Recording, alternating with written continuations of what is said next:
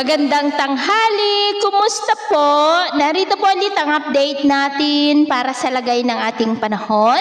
Ngayong tanghali po ng September 3, 2025. Sa ngayon po ay ganap na po na bagyo ang sama ng panahon na ating binabantayan at tinawag na po ito sa local name na Bagyong Kiko. Pero palabas na rin sa ating area of responsibility, nasa far line boundary na po at nasa layo ng 1,170 km northeast ng Batanes. Wala na po itong direktang epekto sa ating bansa maliban sa nahahatak pa rin niya ang habagat na nakakaapekto po sa ilang bahagi ng ating bansa lalo na sa gitnang bahagi.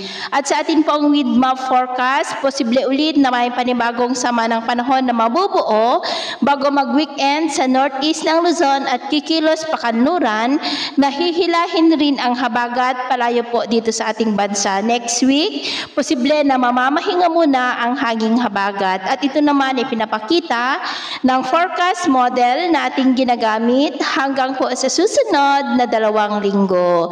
At sa lagay ng ating panahon ngayong tanghali dahil sa habagat at mga localized thunderstorm ay maulap ang kalangitan with isolated rain sa ilang bahagi ng Cagayan, Isabela, Cordillera, La Union, Zambales, Bataan, Pampanga, Bulacan, Metro Manila, ilang bahagi ng Mindoro, Northern Palawan, Zamboanga Peninsula at Davao Region. At sa susunod na mga oras, mas maraming lugar ulit ang makakaranas ng mas maulap na kalangitan with isolated rains, lalo na po dito sa malaking bahagi ng Luzon, ilang bahagi ng Visayas at Mindanao.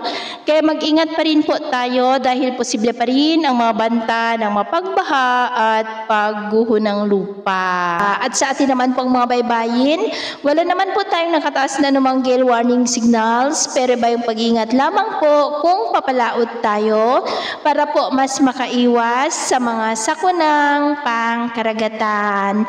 So, ito lang latest update natin sa araw na ito. At ako pumili si James na nagsasabing sa kahit na pagsubok po na darating sa ating buhay, huwag na huwag po tayong mawawalan ng pag-asa. Thank you and God bless!